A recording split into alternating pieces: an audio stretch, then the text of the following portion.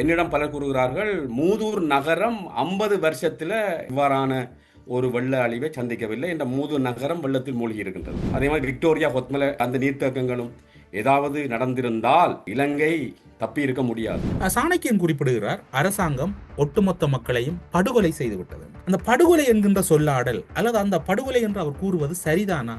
அதனை நீங்கள் எப்படி பார்க்கிறீர்கள்? இவர்களை பற்றி நீங்கள் அரசாங்கம் இது ஒரு கொலை, இது உண்மையிலே தயார் நிலையிலே இல்லாத ஒரு கொலை, படுகொலை செய்திருக்கிறீர்கள் மக்களை. கண்டி நகரத்துக்கு நீர் வந்து விட்டது, இன்னும் தங்களுடைய பிரதேசத்துக்கு சுற்றியுள்ள கிராமங்களுக்கு இன்னும் நீர் வரவில்லை. எத்தனை நாள் பாருங்கள், இன்னும் வளமைக்கு திரும்பவில்லை நாடு. ஆனால் அந்த விவசாயத்துறைக்கு ஏற்பட்ட இழப்பை அரசாங்கத்தால் ஈடு செய்ய முடியுமா? அந்த 1 லட்சம் ஒவ்வொரு ஏக்கருக்கும் 50,000 25,000 கொடுக்கக்கூடிய நிலைமை வருமா என்றால் நிச்சயமா இல்லை. உங்கள் பிரதேச ஆலயங்களில் இடம்பெறும் ஆன்மீக, கலை மற்றும் கலாசார நிகழ்வுகளை உலகறியச் செய்ய லங்காஸ்ரீயோடு இணைந்து கொள்ளுங்கள். தொடர்புகளுக்கு 076 70 60 910. அரசியலில் நகர்த்தப்படும் காய்கள், திரைமறைவில் நடக்கும் ரகசிய பீரங்கள், உலகத் தமிழர் அறிந்தேயாக வேண்டிய உண்மைகளை தேடி ஒரு உடறுப்பு.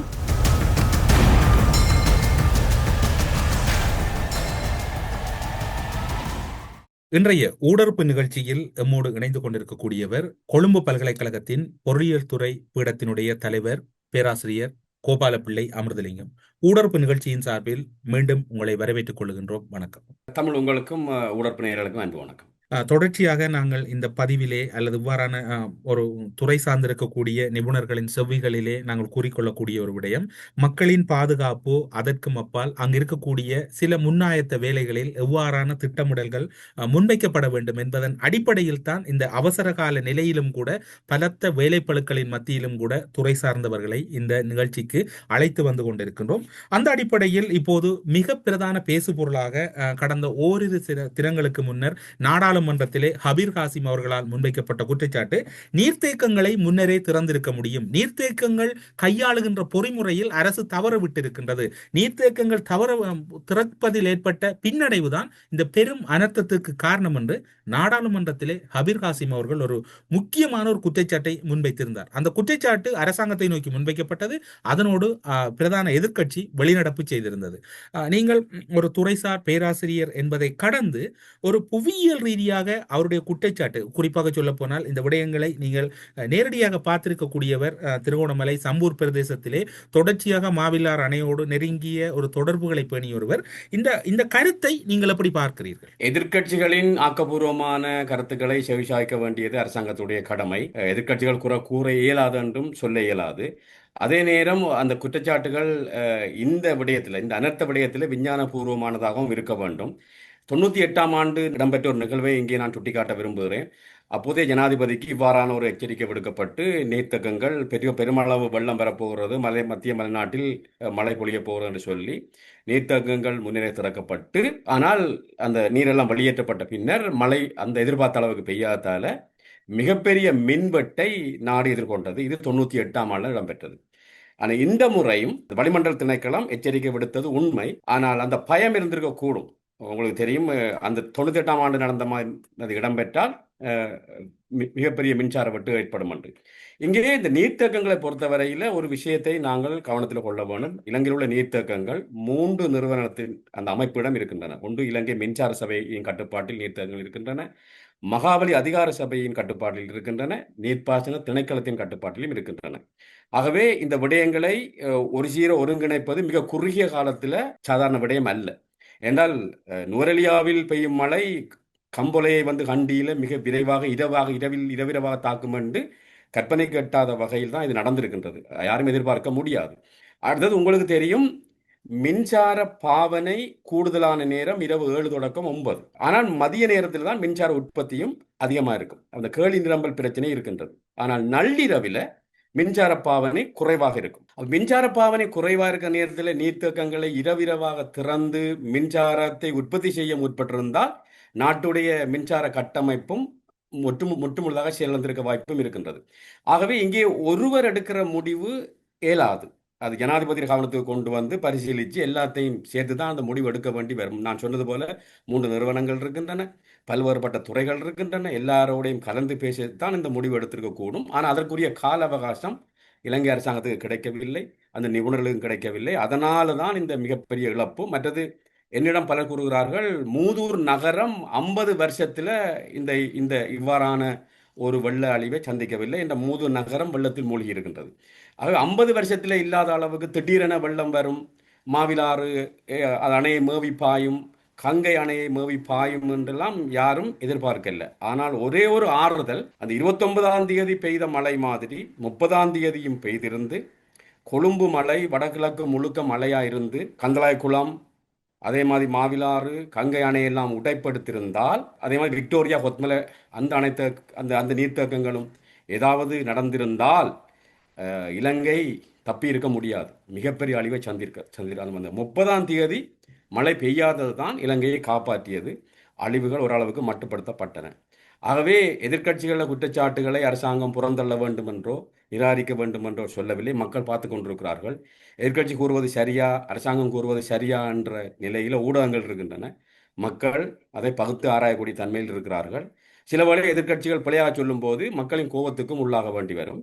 அரசாங்கம் பிழையா விடுகின்றது, எதிர்க்கட்சிகள் சரியாக கூறுகிறார்கள் சொன்னால் அரசாங்கத்தின் மீது தான் குற்றச்சாட்டுகள் வைக்கப்படும். அப்படி என்று சொன்னால் நீங்கள் குறிப்பிடுகின்ற இந்த காரணத்தின் அடிப்படையில் பார்க்கின்ற போது எதிர்க்கட்சிகளின் குற்றச்சாட்டை புறந்தள்ள முடியாது என்று நீங்கள் கூறுகிறீர்கள், ஏற்றுக்கொள்கிறோம். ஆனால் எதிர்க்கட்சிகள் இந்த காலப்பகுதியில் ஒரு ஒட்டுமொத்த வன்மத்தையும் வெளிப்படுத்துவது போன்று உங்களுக்கு அந்த அந்த அவர்களுடைய செயற்பாடு இல்லை. அதனை நீங்கள் எப்படி பார்க்கிறீர்கள்? இப்போது எனக்கும் பேராசிரியருக்கும் இடையில் ஒரு பெரும் முரண்பாடு இருக்கின்றது. நானே நீங்களும் மோதிக்கொள்கிறோம்.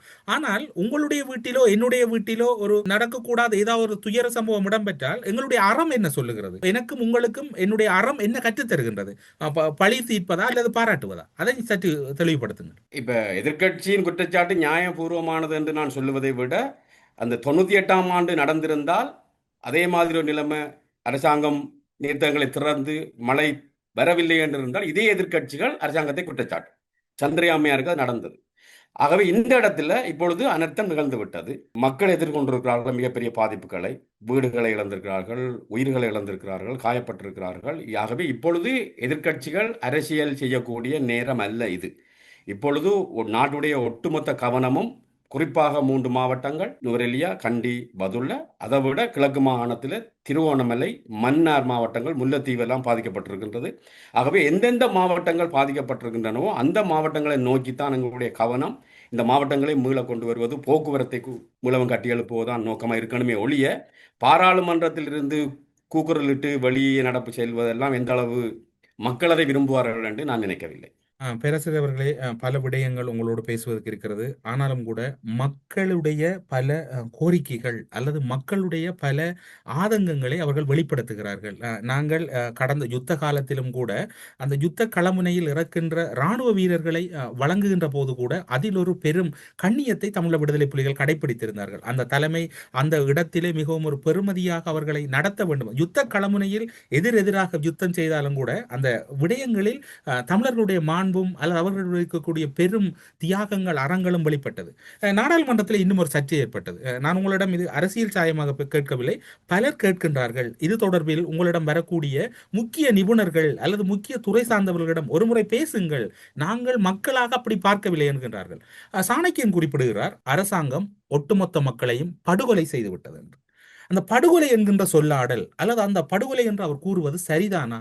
அதனை நீங்கள் எப்படி பார்க்கிறீர்கள்? எதிர்க்கட்சிகள் அவ்வாறு கூறுவது அது சாணக்கியன் மட்டுமல்ல, பலரும் அந்த வார்த்தை பிரயோகங்களை பயன்படுத்துகிறார்கள். ஈவன் முன்னாள் ஜனாதிபதி ரணில் விக்ரமசிங்க அவர்கள் கூட அரசாங்கம் அரசியலமைப்புக்கு எதிராக செயற்பட்டது என்று கூட அவர் குற்றஞ்சாட்டுகின்றார். ஆனால் இப்போ யதார்த்த நிலைமை என்று சொன்னால் மக்கள் நாடளாவிய ரீதியில் மக்கள் என்ன நினைக்கிறார்கள் என்பதுதான் இங்கே முக்கியம். அரசாங்கத்துக்கு உண்மையிலே கால அவகாசம் கிடைக்கவில்லை என்பது உண்மை. அதை யாரும் மறுதலிக்க இயலாது. எனது 50 வருஷ காலத்தில் ஒரு வெள்ளம் இவ்வாறு வரவில்லை என்றது எல்லோரும் ஒத்துக்கொள்கிறார்கள். கால அவகாசம் கிடைக்கவில்லை. இந்த அனர்த்தத்தின் வீரியம் மிக அதிகமாக இருந்தது உண்மை. சுனாமி வந்தபோது உங்களுக்கு தெரியும், பல்வேறுபட்ட நடைமுறைகள் அதற்கு பிறகு எடுக்கப்பட்டன. இப்பொழுது அதை பற்றி யாருமே பேசுவதில்லை. அதே மாதிரி தான் இயற்கையை மீறி மனிதர்கள் நடக்கும்போது இயற்கை சில தண்டனைகளை வழங்குகின்றது. என்றால் வீடுகள் கட்டக்கூடாத இடங்கள் எல்லாம் வீடுகள் கட்டப்பட்டன.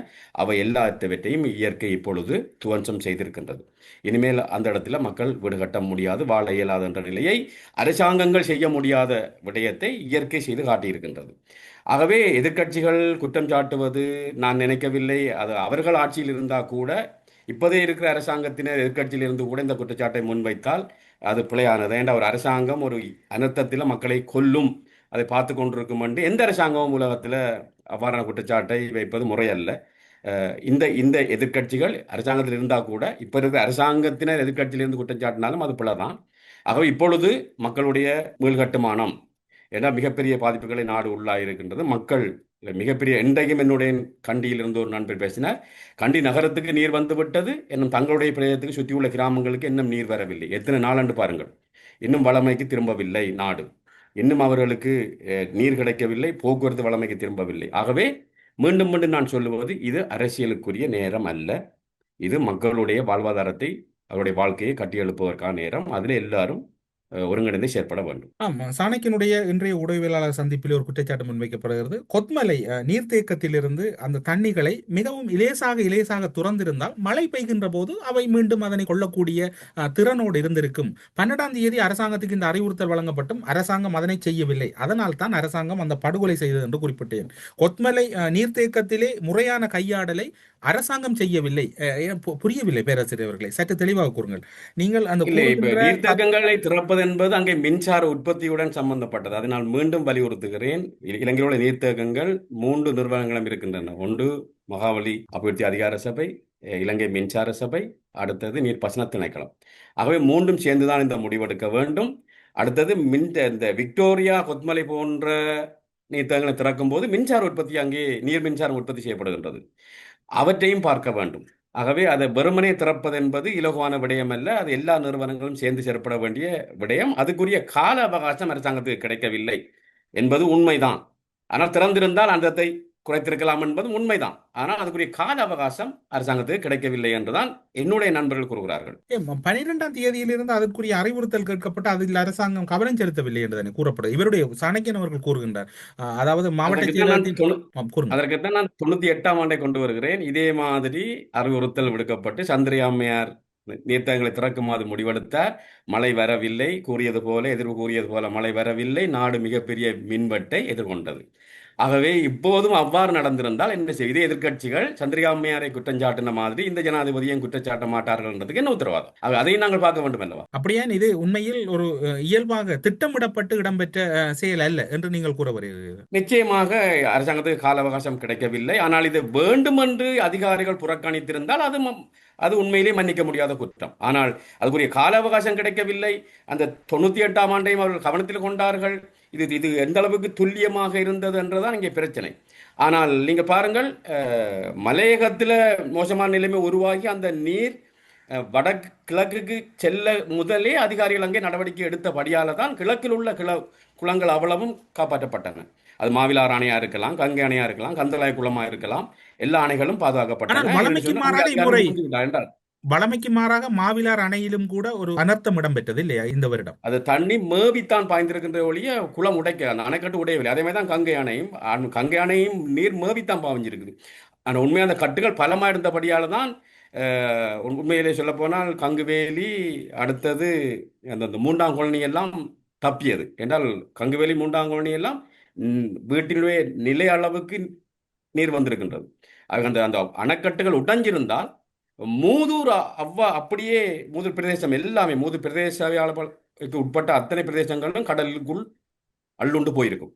ஆக அந்த அணை உடையாம இருந்தது தெய்வாதீனம். நீங்கள் கூறியது இப்போது நடைபெற்றுக் கொண்டிருக்கக்கூடிய விடயம். இன்னும் ஒரு விடயம் முக்கியமாக பார்க்கப்பட வேண்டியிருக்கின்றது. இப்படியான ஒரு பேர் அனர்த்தம் இடம்பெற்ற பின்னர் இடம்பெறுகிற ஒரு தன்னார்வ பணி அல்லது நிவாரண பணி அல்லது அங்கு இடம்பெறுகிற ஒரு சரீர உதவிகள் எல்லாம் அந்த பகுதிகள், அதாவது பாதிக்கப்பட்ட பகுதிகளுக்கு இடம்பெறுவது இயல்பு. ஆனாலும் கூட இப்போது இடம்பெறுகிற நிவாரண பணியில் ஒரு சற்று ஒரு திட்டமிடல் சற்று குறைவாக இருப்பது போன்ற ஒரு கருத்துக்கள் ஆங்காங்கே முன்வைக்கப்படுகின்றன. அது தொடர்பில் நீங்கள் என்ன நினைக்கின்றீர்கள்? அது தொடர்பில் உங்களிடம் இருக்கக்கூடிய அனுபவ பகிர்வு அப்படி இருக்கு? இது மிகவும் முக்கியமான காலத்துக்குரிய கேள்வி. என்னுடைய நண்பர்கள் அங்கிருந்து எனக்கு தகவல் தந்து கொண்டிருக்கிறார்கள். உங்களுக்கு தெரியும், வடக்கு கிழக்கு இது பருவப்பெயர்ச்சி காலம். வடகிழக்கு பருவப்பெயர்ச்சியில் மழை பொழியிற காலம். இப்பொழுது மலைநாட்டு தண்ணீரும் கூடுதலாக வந்து சேர்ந்தபடியால், திடீரென்று வந்தபடியால் அது பாதிப்புகள் இருக்குது. ஆனால் ஒவ்வொரு பிரதேசத்திலையும் அந்த பாதிப்புகள் வித்தியாசமாக இருக்கின்றன. சில கிராமங்கள், பள்ள கிராமங்கள் நீர்களை மூழ்கி இருக்கின்றன, ஏனைய கிராமங்கள் மூழ்கவில்லை. அவை பாதிக்கப்படாத மக்கள் உண்மையிலேயே ஒரு உணர்வு ரீதியாக தங்களுடைய சகோதரர்களுக்கெல்லாம் உதவி செய்ய முன்வருகிறார்கள். பலர் உணவு கொடுக்க முன்வருகிறார்கள். ஆனால் இப்பொழுது எழுற பிரச்சனை என்று சொன்னால், சில வேளைகள் உணவு அதிகமாக வருகின்றது, வீண் விரயம் செய்யப்படுகின்றது. முன்னுக்குள்ள கிராமங்களுக்கு வழங்கப்படுவதை ஒழிய இன்னும் தேவையான மக்களுக்கு அந்த விஷயங்கள் போய் சேரவில்லை. இந்த ஒருங்கிணைப்பு வந்து குறைவாக இருக்கின்றது. இவ்வாறான குற்றச்சாட்டுகள் என்றை விட குறைபாடுகள் வந்து கொண்டிருக்கின்றன. மன்னாரை பொறுத்தளவிலே நான் சில இடங்களின் பெயர்களை நான் குறிப்பிடுகிறேன். ஆத்திமோட்டை, கற்கடந்தகுளம், பண்ணவெட்டுவான், கட்டையடம்பன், பிச்சைக்குளம், சுண்டிக்குழி, பன்னாட்டி போன்ற கிராமங்கள் நீர்களை மூழ்கி இருக்கின்றன. அதே மாதிரி முல்லைத்தீவை பொறுத்தளவில் வசந்தமடம், முள்ளிவாக்கால், வலையமடம் மிக மோசமாக பாதிப்புக்குள்ளாக இருக்கின்ற கிராமங்களை சொல்லலாம். திருமலையில் வந்து மூதூர் பிரதேசம்தான் மிக மோசமான பாதிப்புகளை எதிர்கொண்டிருக்கின்றது. ஆகவே இப்பொழுது மக்கள் எதிர்கொள்ற பிரச்சனை தேவைப்படுது. மன்னார் பகுதியிலே பல கிராமங்கள் வெள்ளத்தின் பின்னர் கூட குடிநீர் நெருக்கடி ஏற்படக்கூடிய கிராமங்களாக இருக்கின்றது. அதனோடு இன்னும் ஒரு விடயம் கூறப்படுகிறது பேராசிரியர் அவர்களே. மாந்தை மேற்கு பிரதேசத்திலே தேத்தாவடி, கூராய், நானாட்டான் போன்ற பகுதிகளிலே கற்கடந்தகுளம், இசைமாலை தாழ்வு, தம்பளைக்குளம், கட்டையடம்பன், மல்வத்தோயாவின் நீர் என்பது மன்னாரினுடைய அநதியான பகுதிகளுக்குள் இறங்கி இருக்கிறது. மன்னாரின் மேட்டு நிலம் மட்டும்தான் அந்த பகுதியில் விதிவிலக்காக இருக்கின்றது. இந்த குடிநீர் இனி வரப்போகின்ற நாட்களில் அவர்களுக்கு ஒரு பெரும் சவாலாக மாறப்போகிறது என்று கூறுகிறார்கள். அது தொடர்பில் என்ன நினைக்கிறீர்கள்? உண்மை என்னென்னு சொன்னால், உங்களுக்கு தெரியும், கட்டுக்கரை குளத்திலிருந்து மேலதிகமான நீர் திறக்கப்பட்டிருக்கும். ஆகவே அந்த பள்ளப்பகுதியில் இருக்கிற அத்தனை கிராமங்கள்லையும் கிணற்று நீர்கள் வந்து உங்களுக்கு தெரியும், நீ பயன்படுத்த முடியாத கட்டத்துக்கு போயிருக்கும். எல்லா கழிவு நீரும் கிணத்தோட சேர்ந்திருக்கின்றது. இப்படி வெள்ளத்தால் பாதிக்கப்பட்ட அத்தனை கிராமங்களிலும் தொற்று நோய் எல்லாம் பரவக்கூடிய வாய்ப்பு இருக்கின்றது. மற்றது போக்குவரத்து தான் இப்போ பிரச்சனையாக இருக்கின்றது. இப்போ நீங்கள் பரந்தன் சந்தியிலிருந்து முல்லைத்தீவுக்கு போகும் பாதை வந்து புளியம்போக்கணைக்கு அங்கே உள்ள பாலம் உடைந்ததால் அது தடைப்பட்டுள்ளது. அவை 2 பேருந்துகளில் தான் மக்கள் மாறி மாறி பயணம் செய்கிறார்கள். சில யாழ்ப்பாணத்திலிருந்து முல்லைத்தீவுக்கு போக வேண்டியவர்கள் மாங்குளம் வந்து ஒட்டிச்சுட்டான் ஊடாக போவதாகவும் நான் அறிகிறேன். ஆக இப்பொழுது முதலாவது தேவை அந்த வீதிகளை புறமைப்பது. திருகோணமலை, கிண்ணியா, மூதூர் வீதியும் வந்து உடைப்படுத்தி இப்பொழுது அது உடனடியாக அதை செப்பனிடும் பணிகள் தொடர்ந்து இடப்படுகின்றன. ஆகவே மக்கள், மலைநாடு இதை விட மோசமாக இருக்கின்றது. இன்னும் நுவரெலியாவிலிருந்து கண்டிக்கோ, கண்டியிலிருந்து மாத்தளைக்கோ போக முடியாத கட்டத்தில், பதுளைக்கு போக முடியாத கட்டத்தில் மக்கள் இருக்கிறார்கள். பரீட்சை மதிப்பீடுகள் இடம்பெற முடியாத கட்டத்தில் இருக்கின்றது. ஆகவே இப்பொழுதும் முற்றுமுழுதான தேவை முதலாவது வீதி போக்குவரத்துகளை சீர்படுத்துவது, மக்களுக்கு நீர் வழங்குவது. இனிமேல் வருவது அடுத்த கட்டம். இனி தொற்று நோய் நிச்சயமாக வரப்போகின்றது, மரக்கர்களுக்கு பற்றாக்குறை ஏற்படுகின்றது. இவ்வாறான பிரச்சனைகள் பெரும்பாலும் பெறப்போகின்றன. பாடசாலை, நான் சொன்ன பல கிராமங்கள், நீரில் மூழ்கிய கிராமங்களில் உள்ள பாடசாலை மாணவர்களே இப்போது ஒரு விடயத்தை உங்களிடம் கேட்க வேண்டியிருக்கிறது. நீங்கள் கூறினீர்கள் வீதிகள் புனரமைப்பு என்பது மிக மிக அத்தியாவசியமானது ஒன்றாக இருக்கின்றது.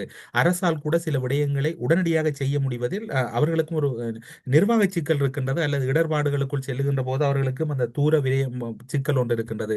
ஆனாலும் கூட இன்று ஒரு நல்ல விடயம் நடந்திருக்கின்றது. உள்ளூராட்சி சபை தேர்தல் இடம்பெற்று உள்ளூராட்சி சபைகள் இயங்கு நிலையில் இருக்கின்றன.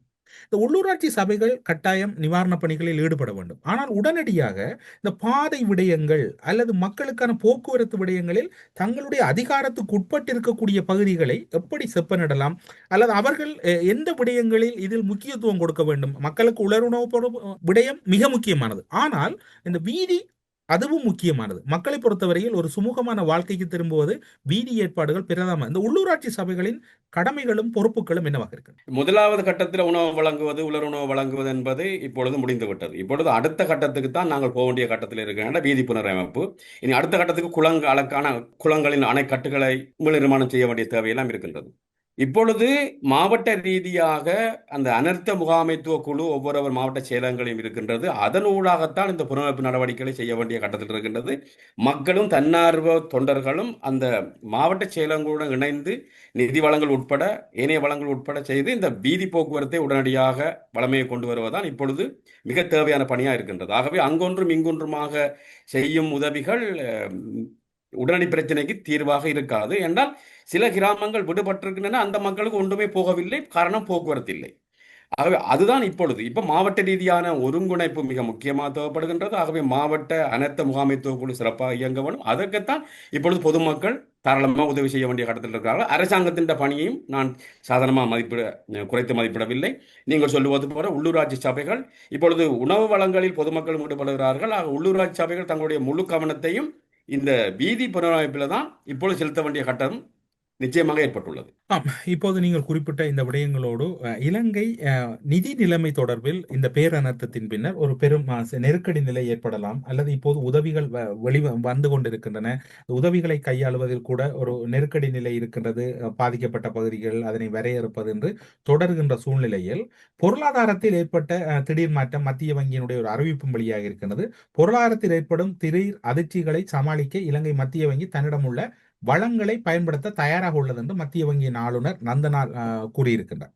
கொழும்பில் இடம்பெற்ற ஊடகவியலாளர் சந்திப்பில் அவர் கூறினார், சூறாவளி மற்றும் அதன் பின்விளைவுகள் போன்ற காலநிலை தொடர்பான நிகழ்வுகளால் ஏற்பட்ட பொருளாதார வீழ்ச்சியை கட்டியெழுப்ப முடியும். முந்தைய நெருக்கடிகளை விட எதிர்பாராத அதிர்ச்சிகளை உள்வாங்க இலங்கை சிறந்த நிலையில் உள்ளது.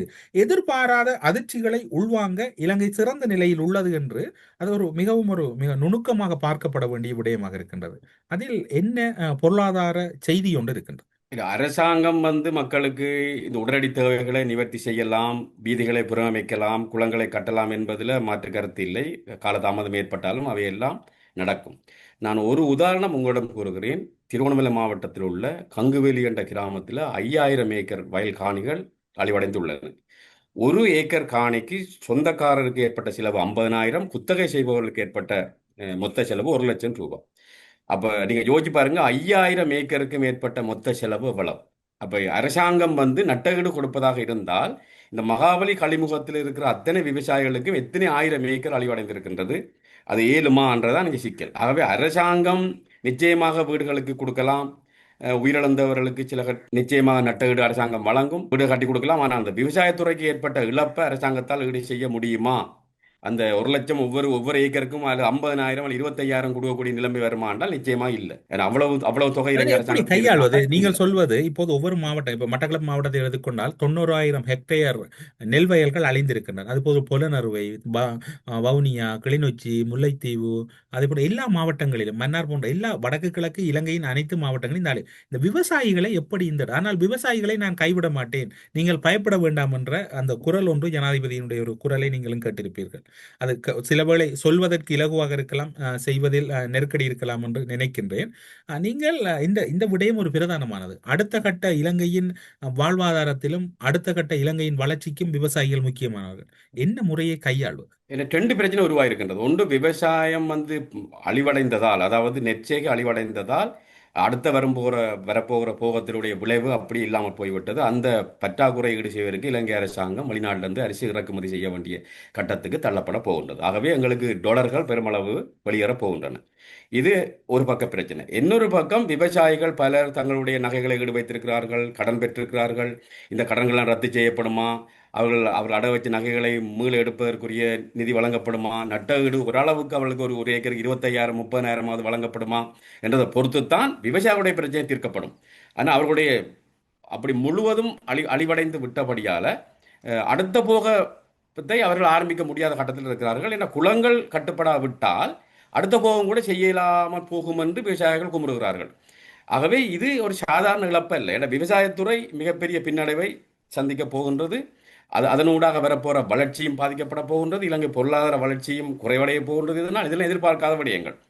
ஆகவே விவசாயத்துறையை மீட்டெடுப்பது எல்லோருடைய கடமை, விவசாயிகளை பாதுகாப்பது எல்லோருடைய கடமை. ஆனால் அந்த அரசாங்கத்தால் அவ்வளவுக்கு ஒரு நட்டஈடு கொடுக்க முடியுமா என்பதுதான் மிகப்பெரிய சவாலாக இருக்க போகின்றது. வெளிநாடுகளினுடைய உதவிகள் அதிக அளவில் இலங்கைக்கு கிடைத்துக் கொண்டிருக்கின்றன. சுனாமி கட்டமைப்பு இடம்பெற்றது போன்று இல்லாது விட்டாலும் ஆனாலும் கூட உதவிகள் இலங்கையை நோக்கி பெருமளவில் வந்து கொண்டிருக்கின்றன. இந்த உதவிகள் வருகின்றமை அல்லது உதவிகள் இலங்கை அரசாங்கத்தை நோக்கி நகர்கின்றமை இலங்கை பொருளாதாரத்தில் ஒரு பலமாக இருக்க போகின்றதா, அல்லது அவை வந்தாலும் கூட இலங்கை பொருளாதாரத்தின் நிலைமையை சீர் செய்ய முடியாதா? சுனாமி ஏற்பட்ட பிறகு டாலர் பெருமளவுக்கு வந்தபடியால் இலங்கை ரூபாயின் பெறுமதி அதிகரித்தது வரலாறு. ஏன்னா அந்த காலத்தில் ஏராளமான டாலர்கள் உள்ளே வந்தன. அதே மாதிரி இப்பொழுதும் டாலர்கள் வரும்போது அது எங்களுக்கு ஒரு டாலர் ஓரளவு கிடைத்தாலும் உள்நாட்டு ரூபாயில தான் எங்களுக்கு ஏராளமான செலவு ஏற்பட போகின்றது. ஆகவே ரெண்டு பக்க பிரச்சனையா இருக்கின்றது. இப்போ இதுவரைக்கும் இன்றைய கணக்கிடும்படி நான் நினைக்கிறேன் 196 கோடி ரூபாய் பணம் இலங்கை ரூபாயில் உதவியாக கிடைத்ததாக தான் அறிய முடிகின்றது. ஆகவே அது இலங்கையில் ஏற்பட்ட நட்டத்துக்கு இது போதுமான தொகையா இல்லை. என்றால் இலங்கை அரசாங்கத்துக்கு டாலர் வருகின்றது, ஆனால் அதை திரும்ப இலங்கை ரூபாயில தான் இலங்கை அரசாங்கம் விவசாயிகளுக்கு நட்டம் கொடுக்க வேண்டும் வேண்டும் வீதிகளை புனரமைப்புக்கு அந்த தொகை தான் தேவைப்படும். ஆகவே இங்கே 2 3 பிரச்சனைகள் சுற்றி சுற்றி இருக்கின்றன. ஒரு பக்கத்தில் டாலர் வருது, இன்னொரு பக்கத்தில் எங்களுக்கு ரூபாய் தேவை. ஆனால் ரூபாயும் எப்படி பெறுவதென்றால் ஆக கூடுதல் அளவுக்கு வரிகளையும் அதிகரிக்க முடியாது. ஏன்னா ஏற்கனவே மக்கள் வரிச்சுமையில் இருக்கிறார்கள். பணத்தையும் அச்சிட முடியாத கட்டத்தில் ஐஎம்எஃப் நிபந்தனைகள் தடுக்கின்றன.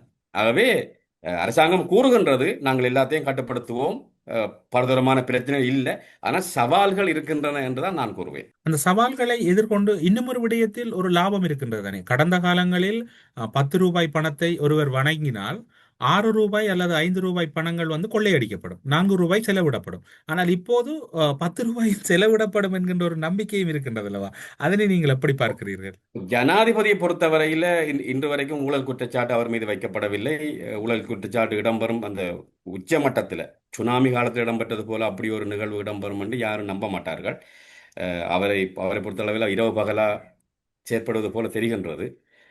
ஆனால் நான் நாடு முழுவதும் தூய்மையாகிவிட்டது நான் சொல்ல மாட்டேன். ஆனால் இந்த ஜனாதிபதி மட்டத்தில் நிதிகள் கையாளப்படும் போது இந்த விடயங்கள் பெரும்பாலும் இடம்பெறுவதற்கு வாய்ப்பு இல்லை என்றால் நான் கருதுகிறேன். அதனால தான் எல்லோரும் கூறுகிறார்கள், பணத்தை உரிய முறையில் நீங்கள் செலுத்துங்கள்.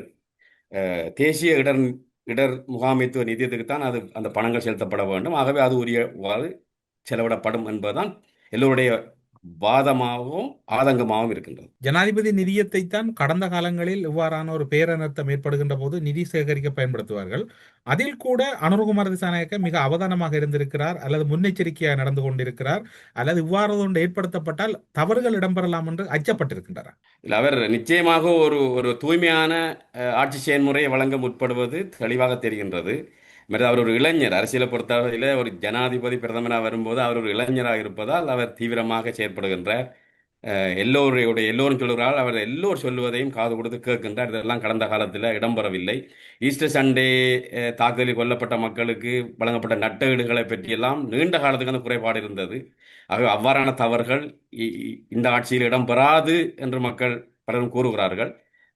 அப்படித்தான் நாங்கள் நம்புவோம். கடந்த கால வரலாற்றோடு ஒப்பிடுகையில் இந்த ஜனாதிபதியினுடைய இந்த பேரிடரை எதிர்கொள்ளுகின்ற விடயம் என்பது உண்மையில் ஒரு அதிசயிக்கத்தக்க விடயமாக இருக்கின்றது. நிச்சயமாக எனக்கு பல நண்பர்கள் இருக்கிறார்கள், அரசாங்கத்துடன் இணைந்து செயற்பட இருக்கிறார்கள். பலரும் என்னிடம் கூறுகிறார்கள். இதனையும் கூறிவிடுகிறோம். நீங்கள் நானும் அரசாங்கத்தின் சார்பில் பேச வரவில்லை, நடப்பவற்றை கூறுகிறோம். பிறகு பிழையாக நினைத்து விட நீங்கள் அடிக்கடி கூறுவீர்கள் நான் அரசாங்கத்தின் பேச்சாளர் இல்லை என்று. இப்போ இன்று நீங்கள் அதனை கூறவில்லை. ஒருவேளை மாறி யோசித்து விடுவார்கள், தமிழரசும் அரசாங்கத்தின் சார்பில் பேசுகிறார் என்று. நடக்கின்ற சூழ்நிலை பேசுகிறோம். நாங்கள் இருவரும் யதார்த்தத்தை பேசுகிறோம். கூறுங்க. அவரோட நெருங்கி பழகுபவர்கள் எனக்கு தரும் தகவல்கள் அவர் இரவு பகலாக செயற்படுகின்றார். எல்லோருடைய வார்த்தைகளையும் அவர் காது கொடுத்து கேட்கின்றார். அன்று மூதூரில் இடம்பெற்ற விஷயத்தை எல்லோரும் பார்த்தபோது எல்லோரும் என்னிடம் புகழ்ந்து பேசினார்கள். என்றால் அவர் அந்த கங்குவேலி கிராமம் நீரால் சூழப்பட்டுள்ளது என்பதை அவருக்கு தமிழில் சொல்லப்பட்ட போது அவருக்கு விளங்கவில்லை.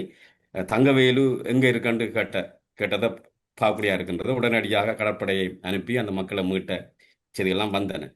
ஆகவே அவர் எவ்வளவு தீவிரமாக இலங்கை முழுவதும் கவனத்தை செலுத்துகிறார், வடக்கு கிழக்கை பற்றி எல்லாம் பேசுகிறார், வடக்கு ஆளுநர் கிழக்கு ஆளுநர் எல்லாருடையும் பேசிய விதம் இவ்வளவு கடந்த காலத்தில் இதெல்லாம் இடம்பெறவில்லை. அது காரணம் அவருடைய வயது, அவருடைய ஆளுமை என்றுதான் சொல்லலாம். ஆனால் இந்த முறையின்படி அவர் அனைத்து மாவட்டங்களையும் இதே சமனோடு மேற்பார்வை செய்வார் அல்லது தலைமைத்துவம் வழங்குவாராக இருந்தால் இந்த பேரிடரையும் கடினமான சூழ்நிலையிலும் மீட்டெடுக்கக்கூடிய நிலை ஏற்படலாம். அப்படியா? அது நான் உறுதியாக நம்புகிறேன். என்னென்று சொன்னால், நாடு இப்போது வளமைக்கு திரும்பி விட்டது. இப்பொழுது வெளிநாடுகள் ஓரளவுக்கு உதவி செய்ய தொடங்கிவிட்டன, உதவிகள் வந்து கொண்டிருக்கின்றன. நாட்டு ஏனைய பகுதிகள் பாதிக்கப்படவில்லை. எல்லா மக்களும் தன்னுடைய பாதிக்கப்பட்ட சகோதரர்களுக்கு உதவி செய்ய முற்படுகிறார்கள். அது அரசாங்கத்துக்கு மிகப்பெரிய பலமாக இருக்கின்றது. இப்போ எதிர்க்கட்சிகள் மீது மக்களுக்கு அனுதாபம் பெறவில்லை, அரசாங்கத்தின் மீது தான் மக்கள் சார்பாக இருப்பதை காணக்கூடியதாக இருக்கு. சஜித் பிரேமதாச தொடர்ந்து கூறுகிறாரே, நான் அந்த மக்களை சந்தித்து அந்த அவர்களுக்கு சில பொருட்களை வழங்குகின்ற போது நான் அவர்களிடம் என்னிடம் வைக்கின்ற கோரிக்கையை பார்க்கின்ற போது நான் ஜனாதிபதியாக உணர்கிறேன் என்று. எதிர்க்கட்சி சேர்ந்தவர்கள் அப்படித்தான் சொல்வார்கள். ஏன்னா இந்த சந்தர்ப்பத்தையும் அவர்கள் தங்களுக்கு வாக்குகளாக மாற்ற முற்படுவார்கள். அரசாங்கத்தை குற்றம் சுமத்துவார்கள். அது எல்லா நாடுகளிலும் நடக்குது, இலங்கையிலும் நடக்குது. ஆனால் மக்கள் எல்லாத்தையும் பார்த்து கொண்டு தான் இருக்கிறார்கள். ஊடறுப்பு நிகழ்ச்சியில் இணைந்து கொண்டு மிக முக்கியமான தகவல்களை பேரிடர் காலப்பகுதியில் அவசர கால நிலை ஏற்பட்டிருக்கக்கூடிய சூழ்நிலையில் மக்களுக்கும் துறைசார் அதிகாரிகளுக்கும் ஏற்ற வகையில் அனைவரும் ஒன்றிணைந்து அனைத்து மக்களையும் மீட்டெடுக்கின்ற பொறுப்பில் ஒரு கண்ணியத்தோடும் கௌரவத்தோடும் நடந்து கொள்ள வேண்டும் என்கின்ற மிக முக்கியமான பெருமதியான கருத்துக்களை பல வேலைப்பளுக்களின் மத்தியிலும் ஊடறுப்பு நிகழ்ச்சியில் இணைந்து கொண்டு வெளிப்படுத்தியமைக்கு சிறப்பு நன்றிகளோடு உங்களிடம் விடைபெற்றுக் கொள்கிறோம். நன்றி, வணக்கம். உங்களுக்கும் ஊடறுப்பு நேயர்களுக்கும் மீண்டும் வணக்கம். அரசியலில் நகர்த்தப்படும் காய்கள், திரைமறைவில் நடக்கும் இரகசிய பீரங்கள், உலகத் தமிழர் அறிந்தேயாக வேண்டிய உண்மைகளை தேடி ஒரு ஊடறுப்பு.